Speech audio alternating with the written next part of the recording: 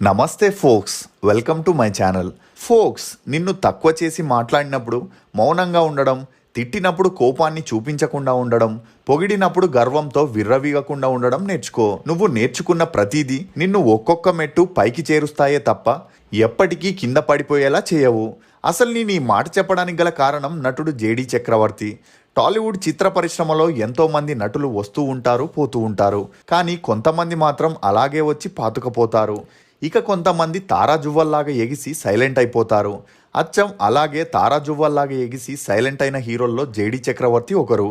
JD చక్రవర్తి గురించి ఎంత చెప్పినా తక్కువే అవుతుంది. ఒక హీరోగా, విలన్గా, స్క్రిప్ట్ రైటర్గా, దర్శకుడిగా, నిర్మాతగా ఇలా ఎన్నో విభాగాల్లో రాణించి తెలుగు ప్రేక్షకులకి వినోదాన్ని అందించాడు. టాలీవుడ్లో విభిన్నమైన ఆలోచనలతో సినిమాలు చేసే ఇద్దరు ముగ్గురు హీరోల్లో జేడీ చక్రవర్తి కూడా ఒకరు.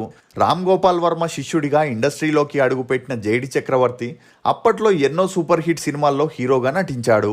ఈయన నటించిన కొన్ని చిత్రాలు మనీ మనీ, గులాబీ, బొంబాయి ప్రియుడు, ఎగిరే పావురమా, దయ్యం ఇలా ఎన్నో సినిమాలు ఆ రోజుల్లో బాక్సాఫీస్ని ఒక ఊపు ఊపాయి.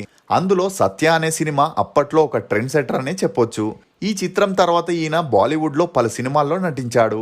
కానీ ఆశించిన స్థాయిలో విజయాన్ని సాధించలేకపోయాడు. అలా కొన్నాళ్ళ తర్వాత ఈయన తెలుగులో జగపతి బాబుని హీరోగా పెట్టి హోమం అనే సినిమాకి దర్శకత్వాన్ని వహించాడు. ఈ చిత్రం కమర్షియల్గా సక్సెస్ అవ్వడంతో డైరెక్టర్గా పలు సినిమాలను తీశాడు. ఇదిలా ఉండగా జేడీ చక్రవర్తి మేకింగ్ స్టైల్ తన గురువు రామ్ గోపాల్ వర్మ మేకింగ్ స్టైల్తో పోలి ఉంటుంది. అసలు జేడీ చక్రవర్తి తనకొచ్చిన ఫేమ్ని ఎందుకు యూజ్ చేసుకోలేదు? రంభకి జేడీ చక్రవర్తికి ఉన్న సంబంధం ఏంటి? జేడీ చక్రవర్తి, కృష్ణవంశీ గొడవపడి విడిపోవడానికి గల కారణాలేంటి? హీరోయిన్ మల్లీశ్వరిని జేడీ నిజంగానే ప్రేమించాడా? హీరోయిన్ సౌందర్య జేడీ చక్రవర్తి పెళ్లి జరగకపోవడానికి గల కారణాలేంటి అనే నమ్మలేని నిజాల్ని ఈ వీడియోలో చెప్పడానికి నేను ప్రయత్నిస్తాను. మీరు మాత్రం ఈ వీడియోని పూర్తిగా చూడండి.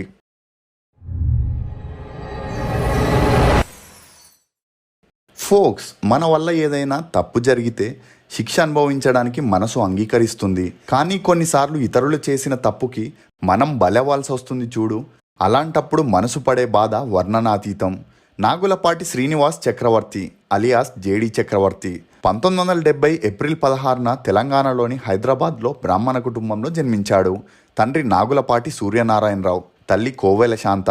ఇతనికి వైజయంతి అనే అక్క కూడా ఉంది. ఇక జేడీ వాళ్ళ నాన్న సూర్యనారాయణరావు గారు రాజమండ్రిలోని జమీందారు ఫ్యామిలీలో జన్మించారు. వీరికి తరాలు కూర్చొని తిన్న తరగని ఆస్తి ఉన్నప్పటికీ అలా ఉండలేక తన డిగ్రీని పూర్తి చేసి హైదరాబాద్లోని అగ్రికల్చర్ డిపార్ట్మెంట్లో పనిచేసేవారు.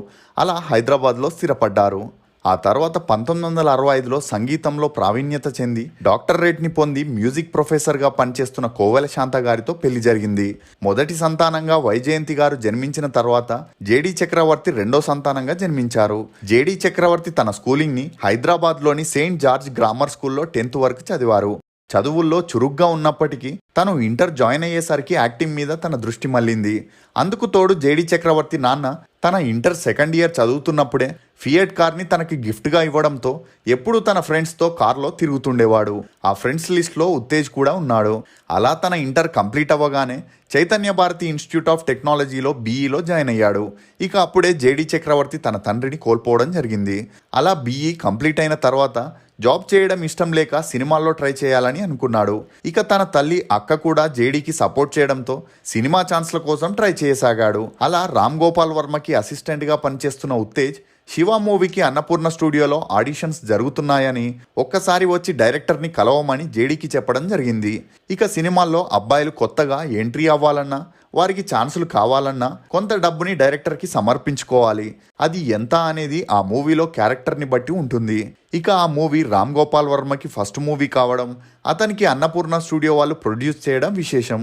ఇక అక్కడికి చాలామంది ఆడిషన్కి వచ్చిన అందులో కొంతమంది బాగా నటించినప్పటికీ వాళ్ళకి ఛాన్స్ ఇవ్వకుండా యాక్టింగ్లో ఏబిసిడి కూడా తెలియని జేడీ చక్రవర్తికి ఛాన్స్ ఇవ్వడం జరిగింది.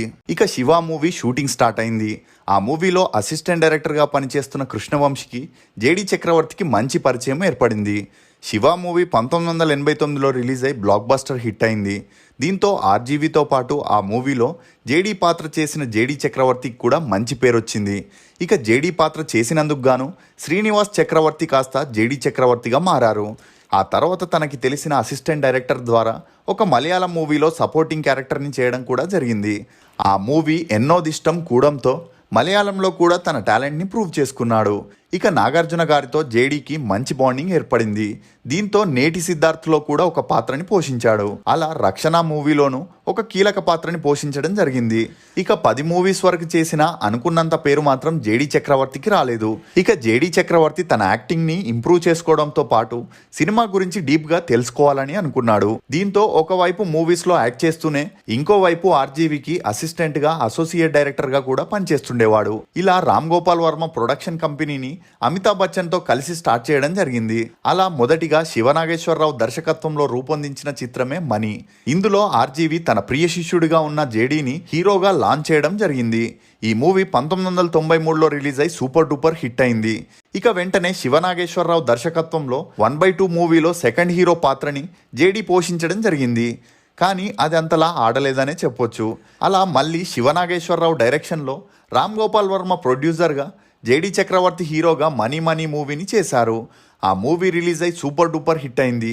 ఇక ఆర్జీవీతోనే ఉన్న కృష్ణవంశీ జేడీని పెట్టుకొని గులాబీ మూవీని చేయాలనుకున్నాడు. అలా కృష్ణవంశీ జేడీ చక్రవర్తికి గులాబీ మూవీ స్టోరీ చెప్పడం, అది తనకి బాగా నచ్చడంతో జేడీయే ప్రొడ్యూస్ చేయాలని అనుకున్నాడు. ఇంతలో ఈ విషయం తెలుసుకున్న ఆర్జీవీ స్టోరీ బాగుంటే నేనే ప్రొడ్యూస్ చేస్తానని చెప్పడం జరిగింది. ఎందుకంటే ఆర్జీవీ అమితాబ్ బచ్చన్తో కొలాబరేట్ అయి మంచి స్టోరీస్ని ప్రొడ్యూస్ చేయాలని అనుకున్నారు.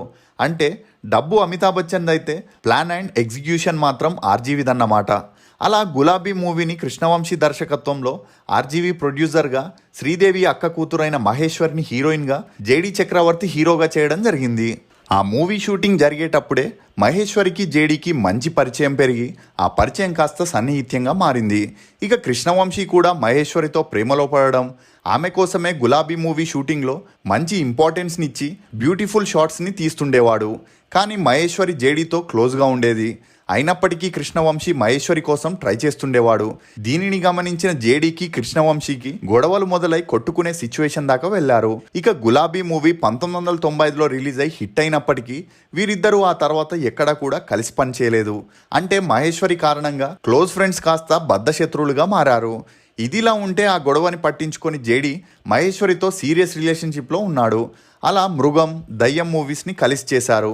ఈ విషయం తెలుసుకున్న మహేశ్వరి అమ్మా నాన్న శ్రీదేవి కూడా జేడీని వదిలేయమని నచ్చజెప్పి తనకి బ్రైట్ ఫ్యూచర్ ఉందని చెప్పడంతో మహేశ్వరి జేడీని మర్చిపోలేకపోయింది. దీంతో మహేశ్వరి హైదరాబాద్ నుండి చెన్నైకి తన మకాన్ని మార్చి అక్కడ శ్రీదేవి రికమెండేషన్తో విజయ్, అజిత్, సూర్యతో మంచి మూవీస్ని చేస్తూ మహేశ్వరి జేడీని నిదానంగా మర్చిపోతూ వచ్చింది. ఇక శ్రీదేవి కూడా జేడీకి వార్నింగ్ ఇవ్వడంతో వీరి ప్రేమకు ఫుల్ స్టాప్ పడిందని చెప్పొచ్చు. అలా 2008లో జయకృష్ణ అనే సాఫ్ట్వేర్ ఇంజనీర్ని మహేశ్వరి పెళ్లి చేసుకొని సినిమాలకి గుడ్ బై చెప్పేసింది. ఇక గులాబీ మూవీ తర్వాత జేడీ కమర్షియల్ హీరో అయ్యాడు. అలా బాంబే ప్రియుడు మూవీని కె రాఘవేంద్రరావు దర్శకత్వంలో రంభ హీరోయిన్గా చేయడం జరిగింది. ఆ మూవీతో జేడీకి, రంభకి మంచి సన్నిహిత్యం పెరిగి ఆ సన్నిహిత్యంతోనే కోదండరాముడు అనే మూవీని కలిసి చేశారు. దీంతో వీరిద్దరూ పీకల్లోతు ప్రేమలో ఉన్నారని, త్వరలో పెళ్లి చేసుకోబోతున్నారని అప్పట్లో మీడియా కోడై కూసింది. కానీ రంభకి చిరంజీవి గారితో ఉన్న సన్నిహిత్యం తెలుసుకున్న జేడీ చక్రవర్తి రంభతో ప్రేమ పెళ్లి జోలికి వెళ్లకుండా మంచి స్నేహితులుగా ఉన్నారు. ఇక జేడీకి మంచి స్నేహితుడైన director S V Krishna Reddy J D love failure బాధని చూడలేకపోయాడు. దీంతో ప్రేమకు వేలాయరా మూవీ చేసేటప్పుడు సౌందర్యకి జేడీకి మంచి అండర్స్టాండింగ్ వచ్చేలా సీన్స్ని పెట్టడం జరిగింది. అలా ఆ మూవీస్తో మంచి స్నేహం అయితే పెరిగింది, కానీ ఇది పెళ్లి దాకా వెళ్ళలేకపోయింది. దీంతో ఎస్వి కృష్ణారెడ్డి గారు మళ్ళీ వీరిద్దరిని హీరో హీరోయిన్గా పెట్టుకొని ప్రేమకు స్వాగతం అనే మూవీని చేయడం జరిగింది. ఆ షూటింగ్లో వీరిద్దరు క్లోజ్గా ఉన్నప్పటికీ వీరి కెమిస్ట్రీ వర్కౌట్ అవ్వలేదు. అయినప్పటికీ వీరిద్దరిని కూర్చోపెట్టుకొని మీరిద్దరూ పెళ్లి చేసుకోవచ్చు కదా అని ఎస్వి కృష్ణారెడ్డి గారు అడగడం జరిగింది. అందుకు సౌందర్య గారు ఎస్వి కృష్ణారెడ్డి గారితో, మీరు లేట్ అయ్యారు, నాకు ఆల్రెడీ పెళ్లి ఫిక్స్ అయిందని చెప్పి అటు జేడీకి ఇటు ఎస్వి కృష్ణారెడ్డి గారికి షాక్ ఇవ్వడం జరిగింది. ఇక 2003లో సౌందర్య గారు రఘు అనే సాఫ్ట్వేర్ ఇంజనీర్ని పెళ్లి చేసుకోవడం జరిగింది. ఇక 2003 తర్వాత జేడీ చక్రవర్తి సినిమాగ్రాఫ్ తగ్గుతూ వచ్చింది. అందుకు కారణం జేడీ చక్రవర్తే. ఎందుకంటే తను అటు హీరోగా, డైరెక్టర్గా, ప్రొడ్యూసర్గా, రైటర్గా చేయడం వల్ల తనకి ఒక స్టాండర్డ్ లేకుండా పోయింది. అంటే ఒక పడవ మీద ప్రయాణం చేస్తే మనం రీచ్ అవ్వాల్సిన గమ్యాన్ని త్వరగా చేరుకోవచ్చు. అదే 2-3 పడవల ప్రయాణం ఎప్పటికీ గమ్యాన్ని చేరుకోలేం. ఆ తర్వాత దుబాయ్ సీను మూవీతో సపోర్టింగ్ ఆర్టిస్ట్గా జేడి తన సెకండ్ ఇన్నింగ్స్ని స్టార్ట్ చేశారు. అలా దుబాయ్ సీను, జోష్, all the best, ice cream 2, నక్షత్రం, హిప్పీ అనే మూవీస్లో చేసిన అనుకున్నంత పేరుని జేడి అందుకోలేకపోయాడు. ఇక చాలా సంవత్సరాల తర్వాత నక్షత్రం మూవీతో మళ్ళీ జేడి కృష్ణవంశీతో కలవడం జరిగింది.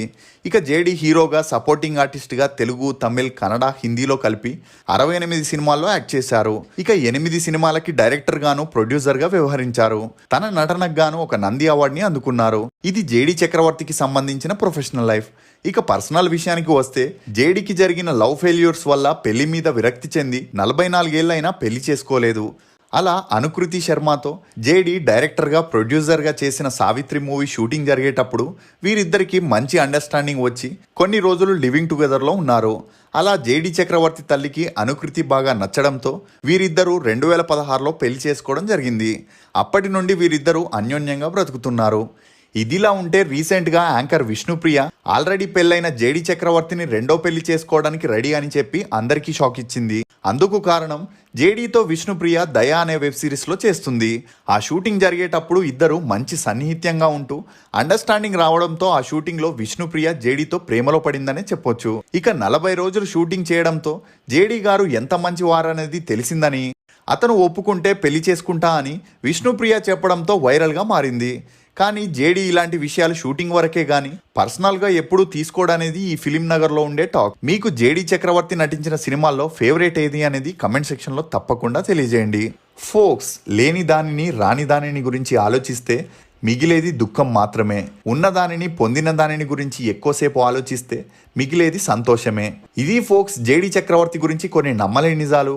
ఈ వీడియో మీద మీ అభిప్రాయాన్ని కమెంట్ సెక్షన్లో తప్పకుండా తెలియజేయండి. For more interesting videos please subscribe to CR voice. Thank you.